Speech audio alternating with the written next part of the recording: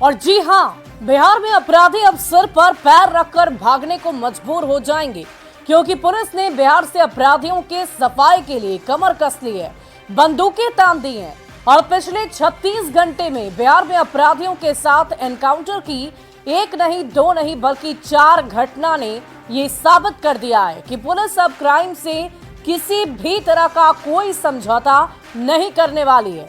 Police अब अपराधी, mafia और भीड़ से नहीं पिटेगी, बल्कि कानून के दायरे में रहते हुए कड़ाई से अपराधियों का जवाब देगी और जरूरत पड़ने पर गोलियां भी दाग रही है। यानी बिहार में अब अपराधियों की खैर नहीं है।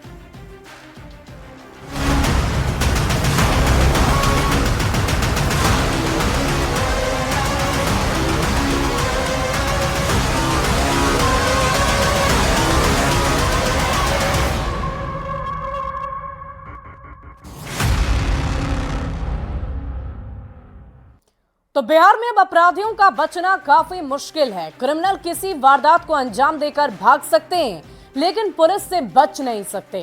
पुलिस अब अपराधियों को बचने का कोई मौका ही नहीं दे रही है। छापेमारी और गिरफ्तारी के दौरान अपराधी अगर पुलिस को चुनौती देते हैं तो जवाबी कार्रवाई में पुलिस गोलियां दाग रही है। और 36 घंटे में एनकाउंटर की ये 4 तस्वीरें दिखाने के लिए काफी है कि पुलिस अब किस तरह से एक्शन में आ गई है। 21 मार्च को पटना के मनेर में पुलिस चर्चित दही गोप हत्याकांड के आरोपी सोनू को पकड़ने के लिए गई थी, लेकिन उसने पुलिस पर फायरिंग कर दी, जिसके जवाब में पुलिस ने भी गोली चलाई और सोनू घायल हो गया। 22 मार्च की सुबह अररिया के नरपतगंज में पुलिस 3 लाख के इनामी और आरा तनिष्क लूटकांड के आरोपी चुनमुन झा को पकड़ने गई। उसने और उसके साथियों ने भी पुलिस पर जमकर फायरिंग की, जिसके जवाब में एसटीएफ ने चुनमुन झा को ढेर कर दिया। हालांकि इस एनकाउंटर में एसटीएफ के 4 जवान और नरपतगंज थाना प्रभारी भी घायल हुए हैं। वहीं शाम होते होते हाजीपुर के बीदूपुर में अपराधियों से पुलिस की मुठभेड़ हो गई, जिसमें 2 अपराधी घायल हुए। देर रात पटना के नौबतपुर की भी तस्वीर देखिए, जहां शहर के टॉप 10 अपराधियों में शामिल भरत के साथ एनकाउंटर हुई है और करीब 1 घंटे तक दोनों तरफ से गोलियां चली। इस दौरान पुलिस ने भरत और उसके 2 साथियों को हिरासत में लिया, गिरफ्तार कर लिया और इस एनकाउंटर में किसी को गोली नहीं लगी है। तो ये 4 तस्वीरें सब कुछ बयां कर रही है। सरेंडर करो नहीं तो एनकाउंटर होगा। अब कहीं भी अपराधी बचकर नहीं निकल पाएंगे। अगर वो गोलियां दागते हैं, पुलिस पर किसी भी तरह के हथियार का प्रयोग करते हैं, तो पुलिस ने ये एक्शन लेना अब शुरू कर दिया है कि अब किसी भी प्रकार अपराधी उनसे बचकर नहीं निकल सकते हैं। अगर गोलियां चलेंगी तो गोलियों का जवाब गोलियों से ही दिया जाएगा।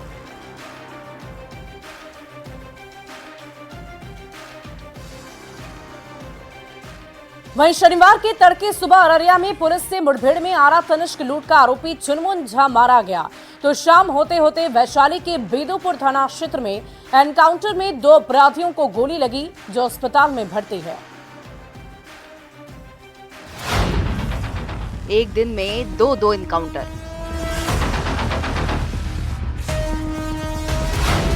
अररिया में कुख्यात चुनमुन झा ढेर।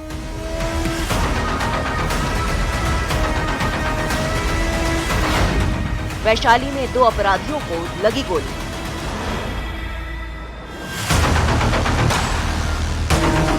कानून व्यवस्था पर उठ रहे सवालों के बीच बिहार पुलिस एक्शन में है। उत्तर प्रदेश की तरह बिहार में भी एनकाउंटर की गूंज सुनाई देने लगी है।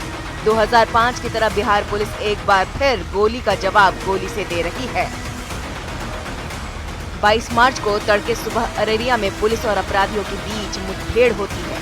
दोनों तरफ से गोलियां चलती है और कुख्यात चुनमुन झा पुलिस की गोली से घायल हो जाता है, जिसकी अस्पताल में इलाज के दौरान मौत हो जाती है। मुठभेड़ में पुलिस के भी 5 जवान घायल हो जाते हैं।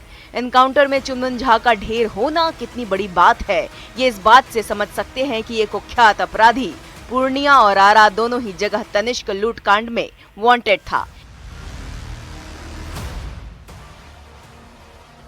यही नहीं, इसके ऊपर अपहरण, हत्या और हत्या का प्रयास, लूट, डकैती और आर्म्स एक्ट के कई मामले दर्ज थे। लेकिन एनकाउंटर की कहानी यही खत्म नहीं होती।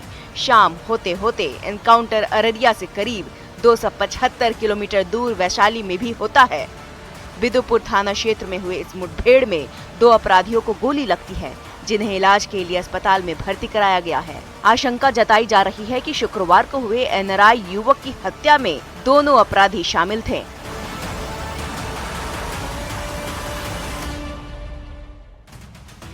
फिलहाल दोनों का इलाज चल रहा है और पुलिस मामले की जांच में जुट गई है। हाल के दिनों में हुए एनकाउंटर की घटनाएं और एक दिन के अंदर हुए दो एनकाउंटर बताने के लिए काफी है कि बिहार में अपराधियों के लिए अब कोई जगह नहीं है। या तो वो जेल जाएं या बिहार छोड़कर भाग जाएं, नहीं तो उनकी जगह अस्पताल या शमशान होगी। न्यूज़ 18 के लिए अररिया से सतीश कुमार और वैशाली से प्रफुल्ल के साथ ब्यूरो रिपोर्ट।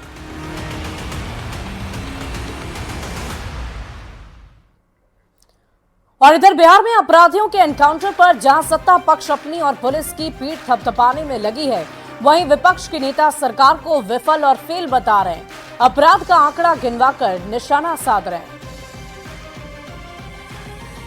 इनकाउंटर कितना करते हैं ये मायने नहीं रखता, अपराध कितना करते हैं ये मायने रखता है। पुलिस अपराधी को इनकाउंटर कर रहा है और अपराधी आवाम को इनकाउंटर कर रहा है, इसलिए हम इसे गुंडा राज कहते हैं। कल ही पटना में एक हॉस्पिटल संचालिका को हॉस्पिटल में घुस के गोलियों से छल्ली कर दिया गया। फिर ये गुंडा राज नहीं तो क्या है? आरा और पूर्णिया में तनिष्क लूटपाट के जो मुख्य आरोपी थे चुनमुन झा, इनकाउंटर कर दिया गया उनका। बिहार में आदरणीय नीतीश कुमार जी के रहते अपराध और अपराधी से कोई समझौता नहीं होगा। बिहार में कोई माई का लाल पैदा नहीं लिया है कि अपराध कर कर बच जाए। अपराध करिएगा या तो इनकाउंटर होगा या जेल जाइएगा। अपराधियों द्वारा तो आज के दिन में नीतीश कुमार जी बिहार के लिए मजबूरी है, जरूरी नहीं है। तो निवेदन है आदरणीय नीतीश कुमार जी से कि अपना इस्तीफा दे और अपना स्वास्थ्य का लाभ उठाए। दौर बदल गया है, अब जो कीजिएगा वही पाइएगा। पुलिस पर गोली चलाइएगा तो पुलिस की गोली खाइएगा। वो दौर नहीं है कि अपराधियों को पकड़ने और जेल भेजने या उन पर गोली चलाने वाले पुलिसकर्मी दंडित किए जाएगा। वो दौर है जब पुलिस पर गोली चलाने वाले को गोली मार दी जाएगी और ऐसे पुलिसकर्मियों को सम्मानित किया जाएगा। कानून काम करेगा, गुंडा गिरोह सरकार नहीं चलाएगा। बिहार अब नहीं संभल रहा है। आदरणीय मुख्यमंत्री जी पूरी तरह से अचेता अवस्था में है। अपराधियों के तांडव से बिहार करा रहा है। अब सरकार को 1 मिनट भी रहने का अधिकार नहीं है। जल्द से जल्द इस सरकार की विदाई हो, तभी बिहार की भलाई होगी।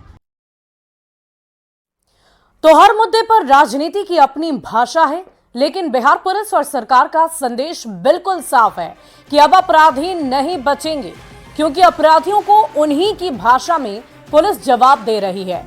यानी कि गोलियों का जवाब गोलियों से ही दिया जा रहा है। बिहार के डीजीपी ने भी इसके संकेत पहले ही दिए थे और कानून को चुनौती देने वालों का एनकाउंटर होगा, इसकी बात उन्होंने पहले ही की थी। और पुलिस की सतर्कता बढ़ेगी तो एनकाउंटर होगा, डीजीपी की तरफ से ये सब कुछ कहा गया। और सीएम ने भी पिछले दिनों समीक्षा में इसी तरह के निर्देश दिए थे। एक एक अपराध की पूरी तहकीकात करें पुलिस, ये भी कहा, और दोषियों की पहचान कर बिना भेदभाव के, चाहे अपराधी कोई भी क्यों ना हो, उन पर कार्रवाई जरूर की जाए। किसी घटना के पीछे साजिश है तो उसकी भी गहनता से जांच हो, ये भी कहा गया। अपराध की जांच में तेजी लाई पुलिस, सीएम नीतीश कुमार ने ये भी निर्देश दिए थे। हाल फिलहाल में ही बिहार के मुख्यमंत्री नीतीश कुमार की तरफ से कानून व्यवस्था को लेकर एक बैठक रखी गई थी, जिसमें ये तमाम महत्वपूर्ण दिशा निर्देश दिए गए थे। कानून व्यवस्था से किसी तरह का कोई समझौता नहीं करे, सीएम नीतीश ने इसकी भी चर्चा की थी। और इन्हीं निर्देशों का पालन करते हुए अधिकारियों की तरफ से एक्शन लिया जा रहा है, पुलिसकर्मियों की तरफ से एक्शन लिया जा रहा है, और इसी एक्शन के तहत गोलियों का जवाब गोलियों से दिया जा रहा है।